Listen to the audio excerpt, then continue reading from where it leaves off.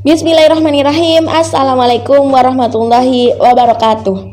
Nah teman-teman, bagi teman-teman yang belum subscribe YouTube channel aku, teman-teman bisa langsung klik tombol subscribe dan nyalain tombol notification-nya supaya teman-teman semua nggak ketinggalan video updatean aku yang paling terbaru dan supaya juga YouTube channel aku makin berkembang. Yuk langsung aja kita mulai pembahasannya.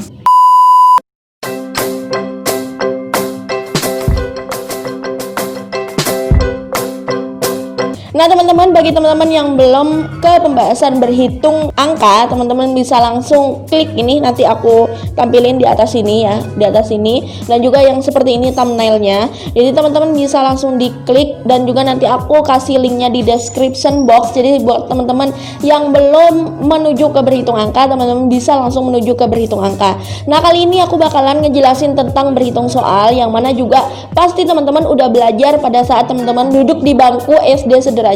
Karena ini sama ya, matematika itu sama, tapi karena di Gontor itu nggak ada penyebutannya, itu bukan matematika gitu loh, bukan. Jadi berhitung angka dan juga berhitung soal. Jadi dikalkulasikannya itu ada angka, ada soal gitu. Dan di sini juga di Gontor itu tidak ada yang namanya pertanyaan pilihan ganda, jadi semuanya esai ya teman-teman, perlu diperhatikan semuanya esai. Nah langsung aja kita mulai ke pembahasan kita, yaitu berhitung soal. Jadi di perhitung soal yang akan diujikan materinya adalah bidang itu ubus dan sebagainya, itu pasti. Terus jual beli, simpan pinjam, kecepatan, jarak, dan skala. Jadi teman-teman bisa ya nyari materinya, nanti bisa nyari di mana aja, dan juga bisa nyari di buku-buku teman-teman yang kelas 6 SD dulu kan pasti ada. Dan juga tapi di sini aku juga bakalan ngebahas ya kan sesuai dengan requestan teman-teman. Jadi aku bakalan ngebahas supaya teman-teman juga makin paham.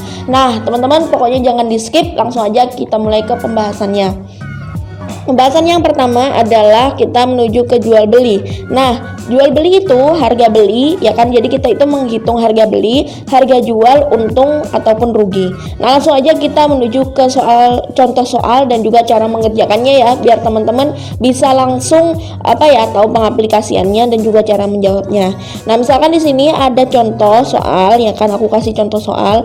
Ade Irfan membeli sebuah laptop terbaru dengan harga 10 juta rupiah karena suatu keperluan. Ade Irfan menjual kembali laptopnya dengan harga 12 juta rupiah. Berapakah keuntungan yang diperoleh Ade Irfan? Berapa persentase keuntungan yang diperoleh? Nah, jadi ini kita langsung aja mulai ke jawabannya. Jadi di sini jawab ya kan, diketahui ya kan, teman-teman harus nulis juga diketahui itu ada berapa, Ade Irfan menjual laptopnya itu berapa, dan juga dia itu membelinya itu berapa. Nanti teman-teman tulis. Nah, penyelesaiannya adalah harga beli sama dengan 10 juta, terus harga jual sama dengan 12 juta. Nah, dikarenakan harga jual lebih besar daripada harga beli, maka Ade Irfan memperoleh keuntungan. Nah, keuntungannya sama dengan 12 juta dikurangi 10 juta sama dengan 2 juta. Nah, di sini juga ditanyain berapa persentase keuntungan yang diperoleh. Jadi persentase keuntungan yang diperoleh adalah 2 juta per 10 juta dikali 100%. Nah, sama dengan berapa? Sama dengan kita langsung hitung ya kan, 20%. Jadi hasilnya adalah keuntungannya 2 juta dan persentase keuntungannya adalah 20%. Kayak gitu teman-teman. Nah, terus habis itu kita ke contoh soal yang selanjutnya ya. Contoh soal selanjutnya adalah ini masih tetap dijual beli. Didin memiliki toko sepatu di Jalan X. Nah, suatu hari terdapat seorang konsumen yang ingin membeli sepatu merek Z. Toko Didin menjual sepatu tersebut dengan harga Rp90.000. Didin mengestimasi jika ia akan memperoleh keuntungan sebesar 25%. Berapakah harga beli sepatu di toko Didin ketika membelinya dari pabrik pembuatannya? Jadi penyelesaiannya kayak gimana? Langsung aja kita menuju ke penyelesaiannya. Penyelesaiannya adalah harga jual yaitu Rp90.000. Keuntungannya 25%. Nah, di sini langsung aja kita mulai hitungannya. Harga beli ditambah harga keuntungan yaitu 10% ya kan, ditambah 25% sama dengan 125%. Nah, harga belinya tadi itu adalah 90.000 dibagi 125% sama dengan langsung karena tadi dibagi itu dibalik ya. Jadi 125 bisa diperkan 100. Nah, sama dengan 72.000. Jadi harga beli sepatu dari pabrik aslinya adalah Rp72.000. Gampang kan ya teman-teman? Nah, kita langsung menuju ke pembahasan kita yang selanjutnya, yaitu simpan pinjam. Jadi simpan pinjam ini langsung aja kita menuju ke soalnya. Jadi soalnya adalah nih ya, diketahui data Koperasi Maju Terus tahun 2015 adalah sebagai berikut. Modal koperasi yaitu 100 juta rupiah. Terus habis itu pembeli yang dilakukan oleh anggota yaitu 200 juta rupiah. Nah, SHU ya kan, SHU sebesar 80 juta rupiah. Nah, SHU tersebut dialokasikan untuk jasa modal 20%, jasa usaha anggota yaitu 50%. Nah, Roshid, seorang anggota koperasi, mempunyai simpanan 10 juta rupiah dan telah melakukan pembelian sebesar 20 juta rupiah. Maka besarnya SHU yang diterima Roshid adalah, nah jawabnya adalah SHU-nya itu tadi. Nah, langsung aja kita menuju ke pembahasannya ya, ke jawabnya itu tadi. Nah, di sini SHU-nya itu tadi, SHU-nya Roshid itu tadi kan 80 juta rupiah. Nah, dibagikan untuk apa aja? Kita reng-reng deh, kita tulis di situ. Jadi bagian jasa modal ya kan 20% dikali 80 juta rupiah. Nah, hasilnya adalah 16 juta rupiah. Nah, yang kedua adalah bagian jasa usaha itu 50% dikali 80 juta rupiah sama dengan 40 juta rupiah.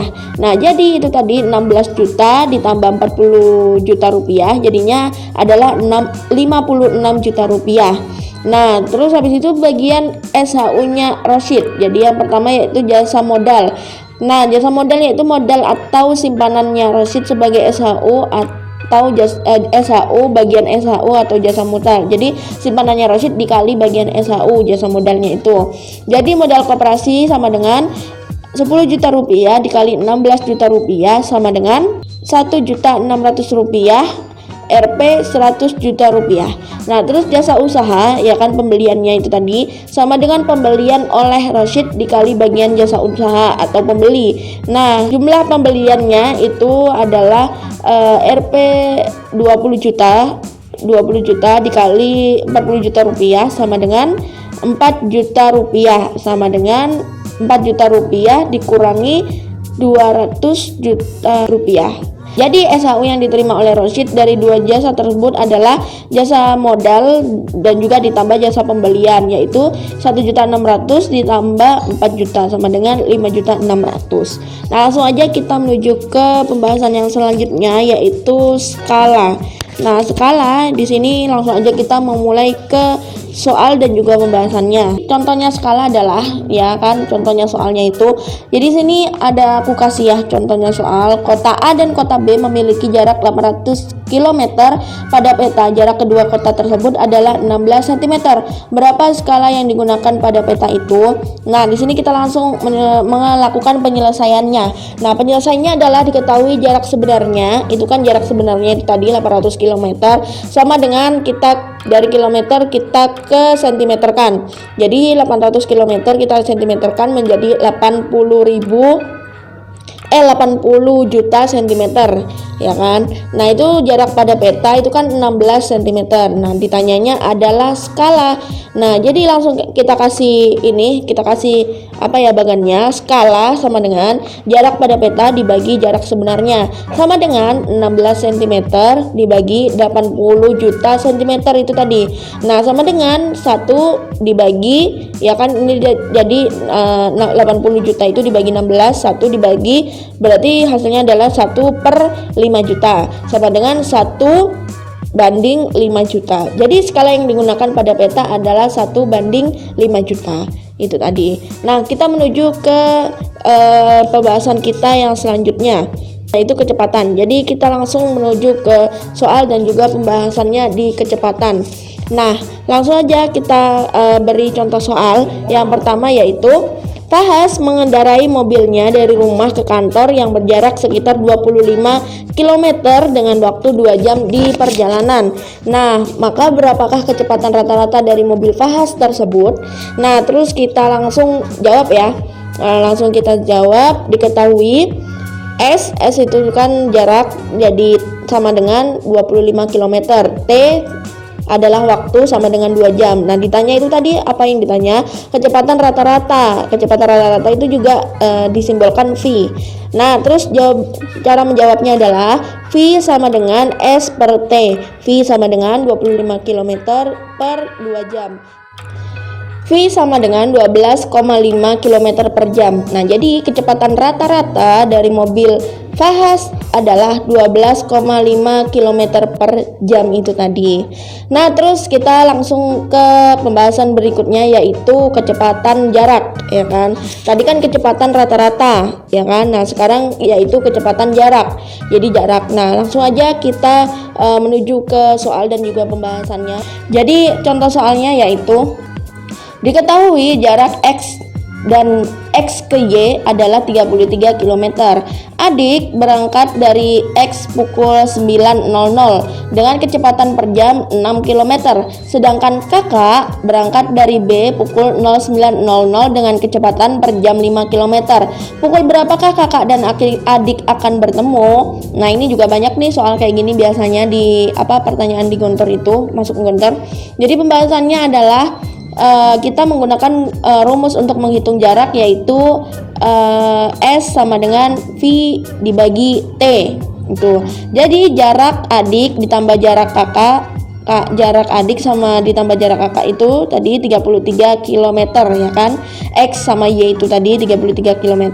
Nah, 6 km, ya kan, dibagi 6 km bagi T ditambah 5 km dibagi T-nya itu tadi sama dengan 33 km.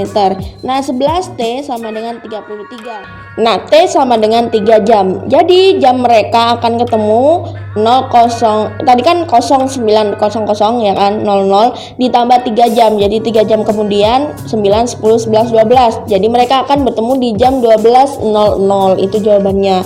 Nah, langsung aja kita menuju ke soal yang kedua, contoh soal yang kedua biar teman-teman makin paham. Jadi contoh soalnya dan pembahasannya adalah jarak Bekasi ke Jakarta adalah 60 km. Ayi berangkat dari Jakarta dengan dengan mobil, ya kan, pukul 07.30. Nah, kecepatan rata-rata Ayi ialah 40 km per jam. Ya, jadi kita harus menghitung yang pertama yaitu berapa waktu tempuh yang dibutuhkan oleh Ayi untuk sampai ke Jakarta.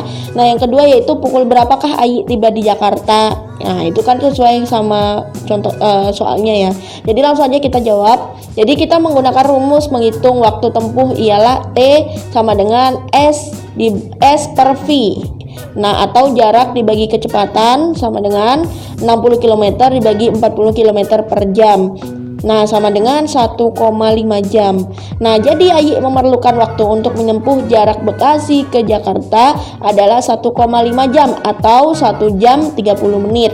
Nah, Ayi tiba di Jakarta sama dengan waktu berangkat ditambah waktu tempuh sama dengan pukulnya tadi berapa yang pas berangkatnya itu kan 07.30 ditambah pukul 01.30 itu tadi kan sama dengan 09.00. Jadi Ayi tiba di Jakarta pukul 09.00. Beres deh. Nah, kayak gitu teman-teman untuk yang berhitung soal. Jadi aku menjelaskan ya, itu contohnya teman-teman harus kayak mempelajari jarak, kecepatan, skala kayak gitu ya, udah aku bahas itu tadi. Nah, teman-teman juga bisa mencari untuk berbagai sumber juga dari internet juga bisa, ataupun dari buku-buku teman-teman yang kelas 6, dan aku hanya memberikan kunci supaya teman-teman bisa belajar dan bisa masuk Gontor. Amin. Nah, teman-teman, bagi teman-teman yang belum subscribe, teman-teman bisa langsung klik tombol subscribe dan nyalain tombol notifikasinya supaya teman-teman semuanya nggak ketinggalan video updatean aku yang paling terbaru. Dan jangan lupa juga di follow akun sosial media aku @caleli_nya 2 kali. Wassalamualaikum warahmatullahi wabarakatuh.